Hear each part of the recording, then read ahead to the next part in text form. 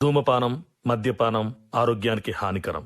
Smoking and consumption of alcohol causes cancer.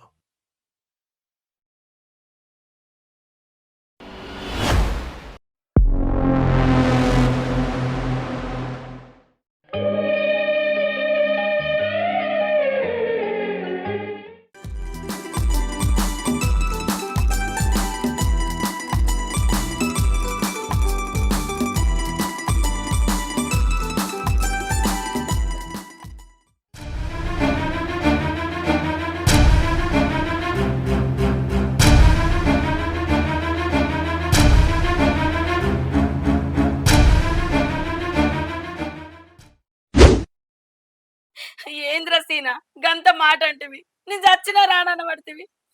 నాకెవరున్నారా? మీరే కదా. నా ఆరాలి పిల్లలైనా నా పిల్లలేరా? మిమ్మల్ని నా పిల్లలు అనుకున్నా.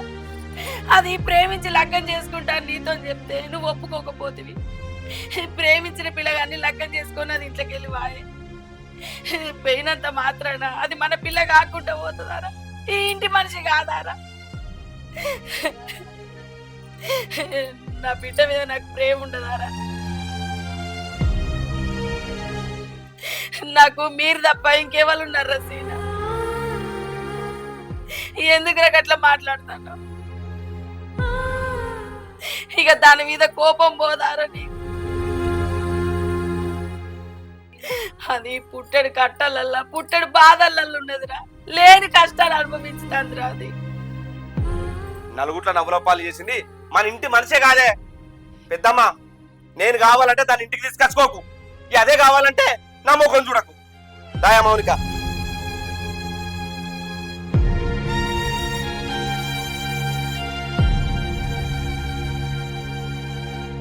ఈయన కోపం ఎన్నడు పోతుందో, అది ఈ ఇంటికి ఎన్నడు వస్తుందో.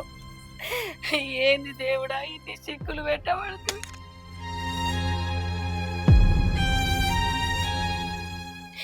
నా బిడ్డ రాక రాక నా ఇంటికి వచ్చిన పాపానికి వీడి ఇంత కోపానికి రాబట్టి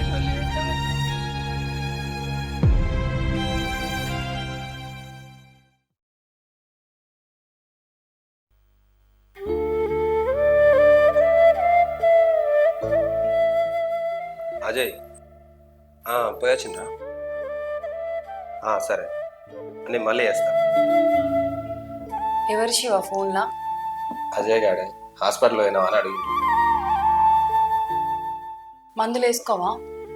వేసుకుంటా కాసేపు అయినా.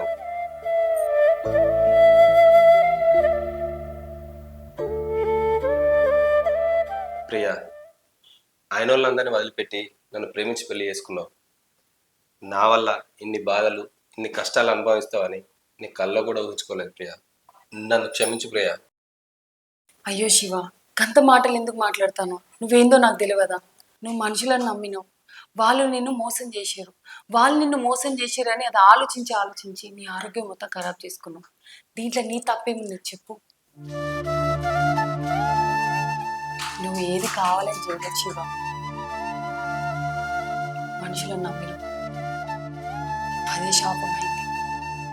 నా ఆలోచన అంతా నేను మోసపోయినందుకు కాదు, నా బాధ అంతా నీ గురించే. మనం పెళ్లి చేసుకున్నప్పుడు నీకే కష్టాలు రాకుండా కన్నీళ్ళు రాకుండా చూసుకుంటా అని మాట ఇచ్చిన. కానీ నిన్ను ఇంతలా బాధ పెడతాను అనుకోలే ప్రియ. మనం ఎన్ని కష్టాలు అనుభవించాల్సి వస్తుంది. మనకి ఎన్ని బాధలు వచ్చినా కష్టాలు వచ్చినా అవి కొన్ని రోజుల వరకే శివ. మనకంటూ మంచి రోజులు వస్తాయి.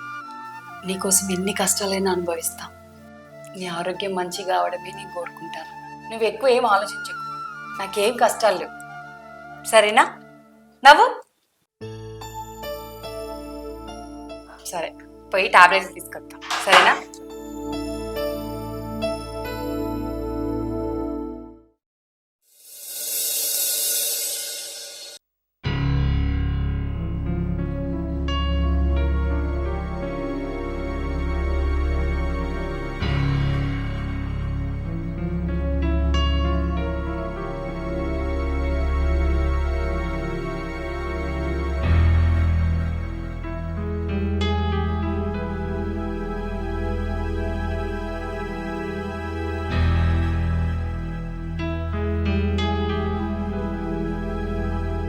మౌనిక, ఎవరితో మాట్లాడుతున్నాయి? ఎవరు లేరు. మాట్లాడే పడితే ఎవరు లేరంటున్నావు? ఎవరాళ్ళు? ఎవరు లేరని చెప్పలే కదా. ఎవరు చెప్పు? ఎవరు లేరంటే ఎటి ఫోన్ ఎటి ఫోన్ ఎటి నేను లేననుకుని దాంతో మాట్లాడుతున్నావా? నేను మాట్లాడలే. మాట్లాడలేదా? మాట్లాడేది ఫోన్లో కనబడతలేదానే? ఎందుకు మాట్లాడావు చెప్పు. ఎందుకు అవతాలు చెప్తాను? చెప్తావా లేదా? నేను లేననుకుని మాట్లాడతావా? ఎందుకు అబద్ధాలు చెప్తున్నావే? మన ఇంటి పరువు ఇచ్చి ఇంట్లో నుండి వెళ్ళిపోయిన దాంతో ఎందుకు మాట్లాడతావు? తోడబుట్టిన నేనే మాట్లాడతలేను, నువ్వెందుకు మాట్లాడుతున్నావు మళ్ళా? అవును, అబద్ధమే చెప్పినా మాట్లాడినా. అయితే ఏంది ఇప్పుడు? ఆమె ఎవరు? ఈ ఇంటి ఆడబిడ్డ కదా. ఆమె ఏదో పెద్ద తప్పు చేసినట్టు, నేరం చేసినట్టు, ఏదో హత్య చేసినట్టు మాట్లాడతాను. ఏం చేసింది? ప్రేమించి పెళ్లి చేసుకున్నది. అదే నా చేసిన తప్పు. లోకం మీద ఎవరు ఎత్తలేరా? ఎవరు చేసుకోలేదా? బాగా వెనకేసుకొత్తనమైంది. అది వేయినప్పుడు నేను ఎంత బాధపడ్డానో, ఊళ్ళో నా ఎంత ఇచ్చేది పోయిందో నీకేమెరకనే? బాగా వెనకేసుకొస్తాను. వెనకేసుకొచ్చుడు కాదు, నేరాలు మోసాలు చేసిననే క్షమించి దగ్గరికి తింటారు. ఆమె ఏం తప్పు చేసింది? ఇంకెన్ని రోజులు ఉంటుంది నీ కోపం? ఆ ఉన్న పరిస్థితి నీకు తెలియదు. నాకేం తెలుసుకోవాలని లేదు, నాకేం చెప్పకు. ఇంకొకసారి దాంతో ఫోన్ మాట్లాడడం తెలిసిందనుకో మంచిగుండదు. ఎందుకు అంత కోపానికి వస్తాను? నీ ఆవేశాన్ని కోపాన్ని పక్కన పెట్టి నీ మనసు పెట్టి ఆలోచించు. ప్రేమించి పెళ్లి చేసుకున్న వాళ్ళందరినీ దూరం పెట్టాలంటే ఈ ప్రపంచంలో సగం కుటుంబాలు విడిపోతాయి.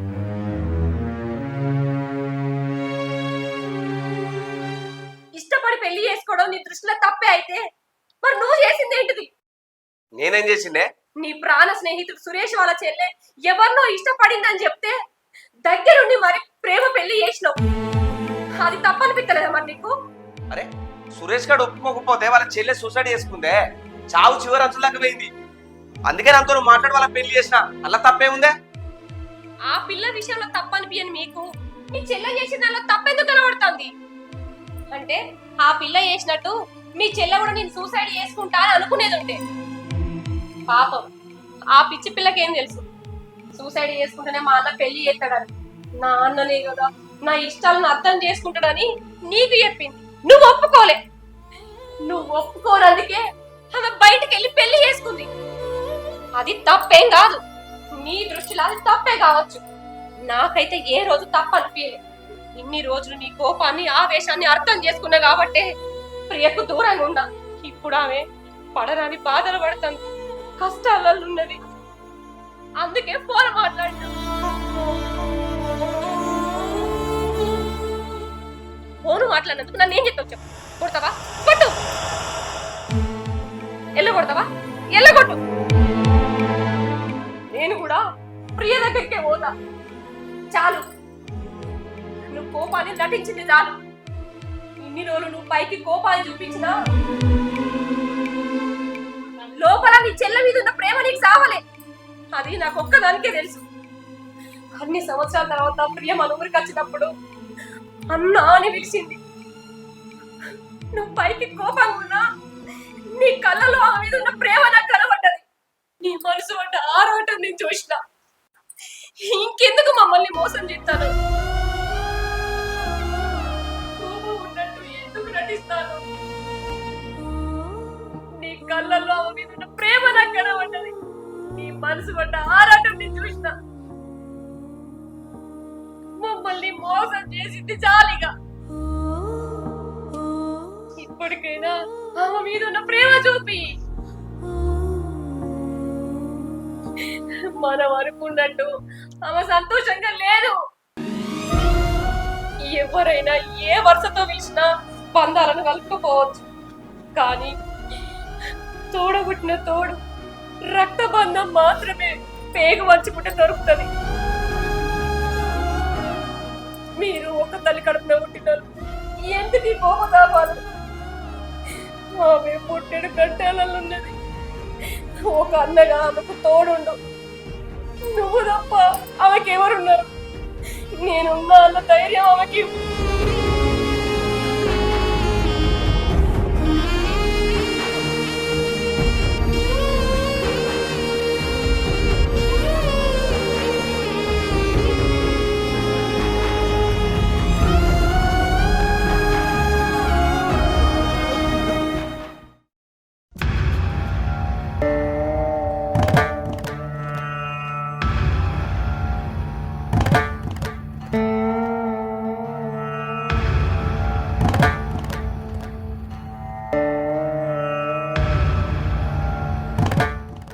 అల్లుడు మంచిదేనా బిడ్డ అంతా?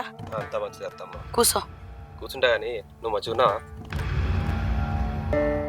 ఏమైందే పెద్దమ్మ? ఫోన్ చేసి ఎందుకు రమ్మన్నావు? మేము రాను రాను అన్నా కూడా రా రా అని అన్నావు. ఎందుకు ఏమైంది చెప్పు పెద్దమ్మ. ఆరోగ్యం మంచి లేదా? మళ్ళీ జ్వరం గిట్లా వస్తుందా? ఎందుకు బలవంతంగా రమ్మన్నావు చెప్పు పెద్దమ్మ.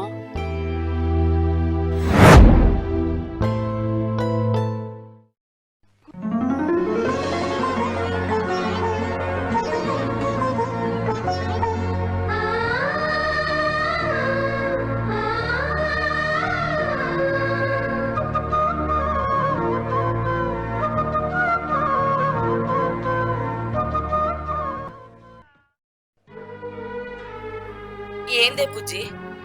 అన్న ఎదురుగానే ఉన్నాడు, మాట్లాడు. మందలియే మందలియే బిడ్డ.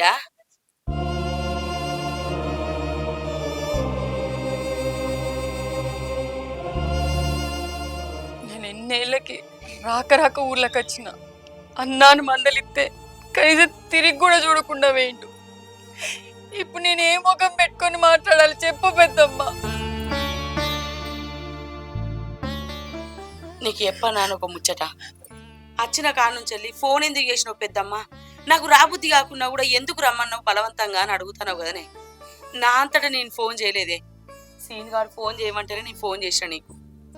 వానికి ఫోన్ చేయ ముఖం లేక నాతో ఫోన్ చేపించిండే. వానికి కోపం లేదే నీ మీద. నువ్వంటే పానం కొట్టుకొని వాడు ఫోన్ చేయమన్నాడే. నీతో మాట్లాడాలి, మా చెల్లెతో నేను కలిసి ఉండాలనే ఉద్దేశంతోనే వాడు ఫోన్ చేయమన్నాడే. ఎందుకు పెద్దమ్మ? ఇంకా నన్ను మాటలని నన్ను బాధ పెట్టడానిక, నన్ను అవమానించడానిక? వద్దు పెద్దమ్మ వద్దు. అవమానాలు విని తట్టుకునే శక్తి నాకు లేదు. నాకు ఇప్పటికే ఉన్న బాధలు చాలు. కావాలంటే నేను ఈ నుంచి పోతా పొమ్మంటే, కానీ వద్దు. అట్లా మాట్లాడక బిడ్డ. వాడు మునుపటి లెక్క లేడే, మారిండే. నీ మీద కోపం పోయిందే. నా మాట బిడ్డ. వాడి మనసు మారిందే ప్రియా. వాడు నిన్ను చూడాలనే ప్రేమతోనే నాతో ఫోన్ చేపించిండే. అవును ప్రియ, అత్తమ్మ చెప్పినట్టు ఈయన మారిండు. నువ్వు పడుతున్న కష్టాలు బాధలు అత్తమ్మ మాకు అన్నీ చెప్పింది.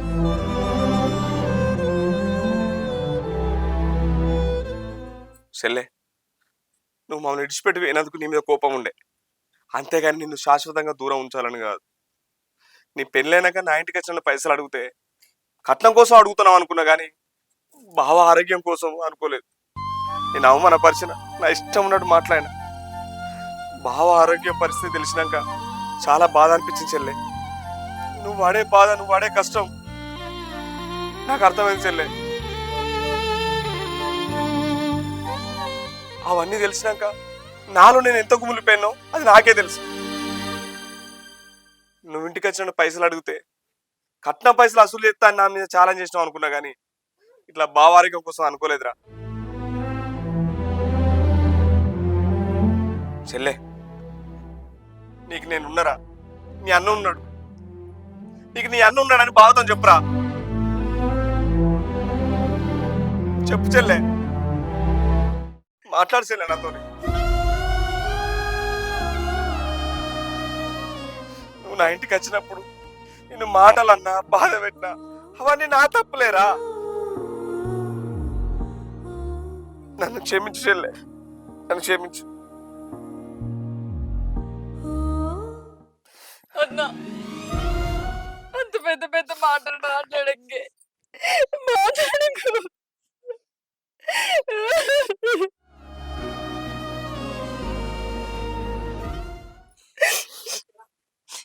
శివ, మా అన్న, మా అన్న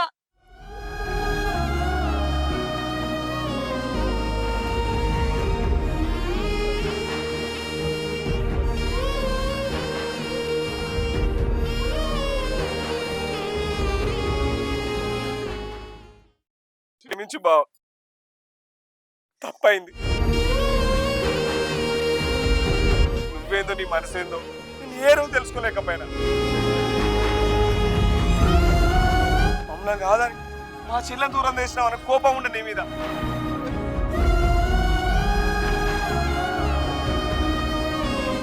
నువ్వు మంచోను అని నేను అర్థం చేసుకోలేకపోయినా బావ.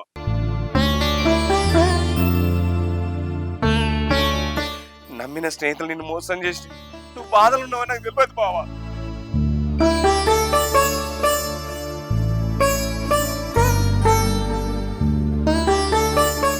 చెల్లె పైసలు అడిగింది నీ ట్రీట్మెంట్ కోసం అని కూడా నాకు తెలియదు బావా. ఇన్ని రోజులకైనా మీ చెల్లె మనసుని, మీ చెల్లె బాధను అర్థం చేసుకున్నావు. మాకు అదే చాలు.